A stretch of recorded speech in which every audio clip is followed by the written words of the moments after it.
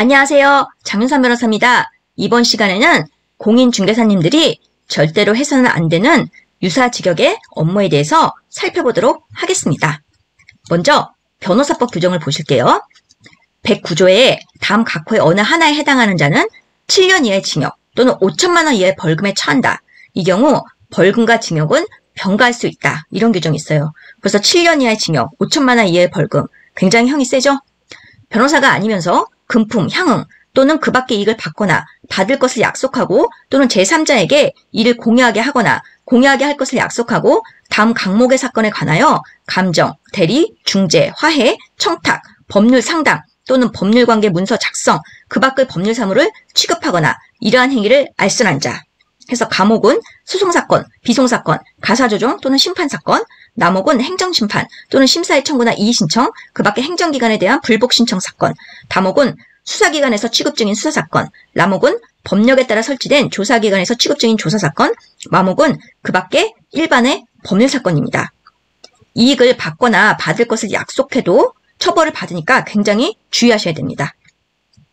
33조 또는 34조를 위반한 자도 이와 같이 처벌되는데요. 33조는 사실 우리들이 해당할 사항이 없고요. 34조 보실게요. 변호사가 아닌 자의 동업 금지 이렇게 돼 있죠. 변호사법은 이렇게 변호사가 아닌 자의 동업을 금지하는 규정이 있습니다. 공인중개사법에는 공인중개사가 아닌 자의 동업 금지 조항이 없죠. 근데 변호사법에는 있습니다. 1항 보실게요. 누구든지 법률사건이나 법률사무의 수임에 관하여 다음 각호의 행위를 하여서는 아니 된다. 1호 사전에 금품, 향응 또는 그 밖의 이익을 받거나 받기로 약속하고 당사자 또는 그 밖의 관계인을 특정한 변호사나 그 사무직원에게 소개, 알선 또는 유인하는 행위.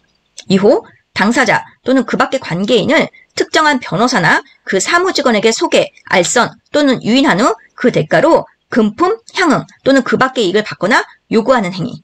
그러니까 결국 이익을 받거나 받기로 약속하고 하는 게 문제가 돼서 뭐 선의로, 무료로 하는 건 상관없습니다. 그리고 4항 보실게요. 변호사가 아닌 자는 변호사를 고용하여 법률사무소를 개설, 운영하여서는 아니 된다. 5항 변호사가 아닌 자는 변호사가 아니면 할 수 없는 업무를 통하여 보수나 그 밖의 이익을 분배받아서는 아니 된다. 110조는요.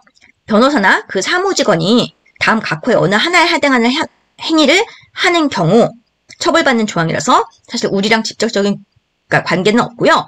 111조 보시겠습니다.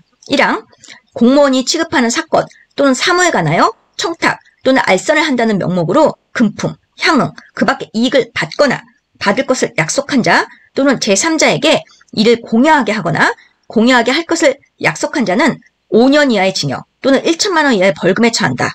이 경우 벌금과 징역은 병가할 수 있다. 이런 규정이 있어요. 우리 부동산하고 관련된 일을 하다 보면 개발행위 허가나 각종 인허가 등 문제랑 관련해서 관할 관청에 공무원분들을 만나서 얘기해야 될 일이 있잖아요.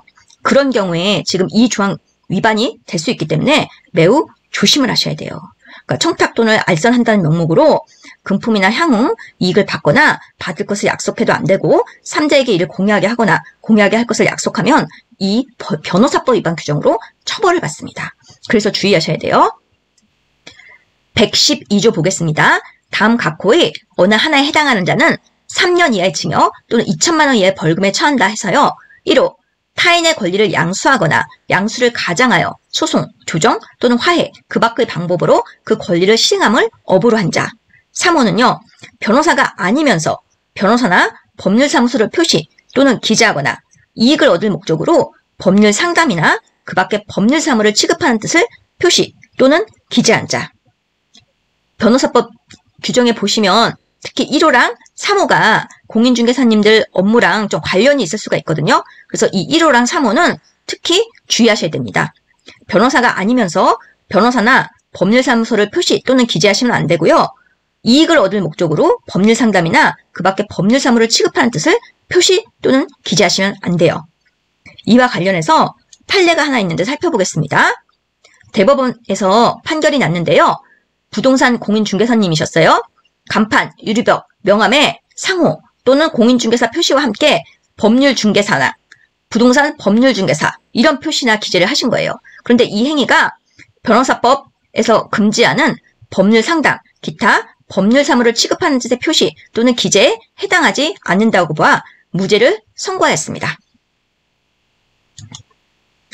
법무사법 규정 보겠습니다. 제2조에 법무사의 업무가 나와 있는데요. 1항 1호 법원과 검찰청에 제출하는 서류의 작성. 2호 법원과 검찰청의 업무에 관련된 서류의 작성. 3호 등기나 그 밖의 등록 신청에 필요한 서류의 작성. 4호 등기, 공탁사건 신청의 대리. 5호는 우리도 할 수 있고요. 6호는 우리랑 크게 상관이 없고요. 7호는 제1호부터 제3호까지의 규정에 따라 작성된 서류의 제출 대행. 8호는 제1호부터 제7호까지의 사무를 처리하기 위하여 필요한 상담, 자문 등 부수되는 사무. 여기서 제가 빨간색으로 표시한 업무도 공인중개사님들 업무랑 어떻게 보면 약간 겹칠 수가 있기 때문에 이런 업무는 절대로 하시면 안 됩니다. 3조에 법무사가 아닌 자에 대한 금지 있죠? 법무사가 아닌 자는 2조에 따른 사무를 업으로 하지 못한다. 이 업에 대해서 또 판례가 나와 있는데요. 법무사가 아닌 자가 법무사의 사무를 업으로 하였는지 여부는 사무 처리의 반복, 계속성, 영업성 등의 유무와 그 행위의 목적이나 규모, 횟수, 기간, 태양 등 여러 사정을 종합적으로 고려하여 사회 통념에 따라 판단하여야 하고 반복, 계속하여 보수를 받고 그러한 사무를 처리하는 것은 물론 반복, 계속할 의사로서 그 사무를 하면 단 한 번의 행위도 이에 해당한다. 이렇게 판결을 내렸습니다. 우리 공인중개사법 제14조 2항 보시면요. 우리 개업 공인중개사님들도 민사집행법에 의한 경매 및 국세징수법, 그 밖의 법령에 의한 공매대상 부동산에 대한 권리부정 및 시등의 알선과 매수신청 또는 입찰신청에 대리를 할 수 있다. 이런 규정이 있어요. 그리고 개업 공인중개사가 제2항의 규정에 따라 민사집행법에 의한 경매대상 부동산의 매수신청 또는 입찰신청에 대리를 하고자 하는 데는 대법원 규칙으로 정한 요건을 갖춰 법원에 등록을 하고 그 감독을 받아야 한다. 그래서 일정한 요건만 갖추시면 우리도 지금 경공매에서 권리 분석 및 취득의 알선과 매수 신청 또는 입찰 신청에 대리를 하실 수 있습니다. 자, 그 다음에 행정사법 규정 보실게요. 제2조에 또 업무 나와 있죠? 1항 1호 행정기관에 제출한 서류의 작성. 2호 권리 의무나 사실증명에 관한 서류의 작성. 특히 2호가 문제인데요. 시행령에 보면 각종 계약, 협약, 확약 및 청구 등 거래에 관한 서류, 계약서 등 얘기하는 거예요. 그 밖에 권리관계에 관한 각종 서류 또는 일정한 사실관계가 존재함을 증명하는 각종 서류 이렇게 나와 있습니다. 3호는 행정기관의 업무에 관련된 서류의 번역, 4호는 제1호부터 제3호까지의 규정에 따라 작성된 서류의 제출 대행, 5호는 인가, 허가 및 면허 등을 받게 하여 행정기관에 하는 신청, 청구 및 신고 등의 대리, 6호는 행정관계 법령 및 행정에 대한 상담 또는 자문에 대한 응답, 7호는 법령에 따라 위탁받은 사무의 사실 조사 및 확인 이렇게 나와 있는데 특히 또 공인중개사님들이 유의하셔야 될 부분이 2호, 5호, 6호이기 때문에 잘 기억해 두셔야 돼요. 우리는 특히나 뭐 인허가나 면허하고 관련돼서 행정기관을 상대할 일들이 있잖아요. 그래서 더 주의를 하셔야 됩니다. 그래서 아마 공인중개사님들 중에서 행정사 자격증을 따시는 분들도 많으시죠? 제3조는 행정사가 아닌 사람에 대한 금지사항이 있어요. 행정사가 아닌 사람은 다른 법률에 따라 허용되는 경우를 제하고는 2조에 따른 업무를 업으로 하지 못한다. 금지 규정이 있습니다. 권리금 계약은 공인중개사의 업무가 아니기 때문에 권리금 계약서 작성이 행정사법 위반이라는 1심 판례가 최근에 나왔어요. 이 판례에 대해서는 제 동영상 63번 동영상 참조해 보시면 되겠습니다. 현재 이 사건에 대해서 항소심이 진행 중이긴 하지만 1심 판결이 선고된 상태이기 때문에 권리금 계약서 작성 시에는 행정사님과 협업하여서 행정사님이 계약서를 작성하도록 함께 참여를 하시는 것이 좋습니다. 자, 대전지방법원 사건 하나 같이 살펴보겠습니다. 피고인이 공인중개사 겸 행정사님이셨어요. 갑액에서 법인을 물색하여 양도, 양수를 성사시켜달라는 제의를 받고 대가를 받거나 받을 것을 약속한 후 양도, 양수계약 체결을 주선함으로써 일반 법률사건에 관한 법률사무를 취급하였다고 하여 변호사법 위반으로 기소가 되셨습니다. 피고인이 한 행위는 양도인, 양수인 사이에 양도, 양수계약의 체결이라는 법률행위가 용이하게 성립할 수 있도록 쌍방의 의견을 실질적으로 조정함으로써 당사자들을 조력하고 주선한 사실행위로 중개대상물인 주식, 동산, 부동산 등에 대하여 당사자 사이의 양도, 양수계약 체결을 알선한 것에 해당하고 이러한 알선행위는 변호사법 제3조에서 말하는 일반 법률사무에 포함된다고 보기 어려우며 피고인의 행위와 같은 중개행위 일종은 변호사법의 법률사무에도 포함되지 아니한다. 이렇게 판단했고요.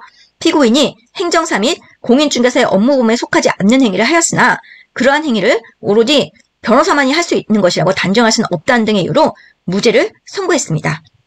변호사법의 법률사무의 개념이 매우 포괄적이기 때문에 이를 법률사건에 관한 일체의 사무로 해석할 것이 아니라 법률상의 효과를 발생, 변경, 소멸시키는 사항의 처리 및 법률상의 효과를 보존하거나 명확하게 하는 사항의 처리로 제한적으로 해석해야 한다. 이런 것이 대법원과 헌법재판소의 판단입니다. 자, 공인중개사님들이 해서는 안 되는 업무를 총 정리해 보겠습니다. 자격사에 대해서는 해당 법률이 다 있죠. 변호사법, 법무사법, 행정사법, 공인중개사법 등요. 각 법률에서는 자격증이 있는 사람만 해당 업무를 하게 되어 있으며 위반 시 형사처벌 규정이 있습니다. 우리 공인중개사법에도요. 자격증이 없는 사람이 공인중개사법에 규정된 그 중개 행위를 하면 처벌받는 규정이 있죠. 법률사무와 관련해서는 중개 업무와 관련된 법률 상담 등은 가능하나 유료로 하면 문제가 될 수 있어요. 타인의 소송 관련 서류 작성, 제출 등은 변호사법, 법무사법 위반 소지가 있고 이익을 받거나 받을 것을 약속하면 실제로 받지 않았더라도 법 위반이 될 수 있기 때문에 가급적 안 하시는 것이 좋습니다. 변호사법은요. 단순히 금품이 아니라 이익이라고 표현하고 있기 때문에 대가의 범위가 넓습니다. 의뢰인의 부탁으로 종종 타인의 내용 증명을 작성해주는 경우들이 있죠. 유료로 하면 역시 문제가 될 수 있어요. 법 위반의 문제를 떠나서 당사자들 사이에 분쟁이 끼는 것은 좋지 않기 때문에 가급적 안 하시는 것을 권합니다. 예의 바르고 정중하게 거절하시는 방법을 터득하시는 것이 좀 필요해요. 중개 업무와 직접적인 관련이 없는 법률사무는 타 직역의 영역에 해당하고 법 위반으로 형사처벌을 받을 수 있기 때문에 의뢰인에게 이런 사정을 잘 설명하시고 가급적 안 하시는 것이 제일 좋습니다. 공인중개사님들이 법상 작성할 수 있는 서류는 완성된 계약에 대한 중개계약서와 중개대상물 확인 설명서니까 이런 점 잘 기억하셨다가 실무에서 참고하셨으면 좋겠습니다. 오늘 방송 시청해주셔서 진심으로 감사드립니다. 좋아요, 구독 눌러주시면 저에게 많은 힘이 됩니다. 다음 시간에 또 뵐게요.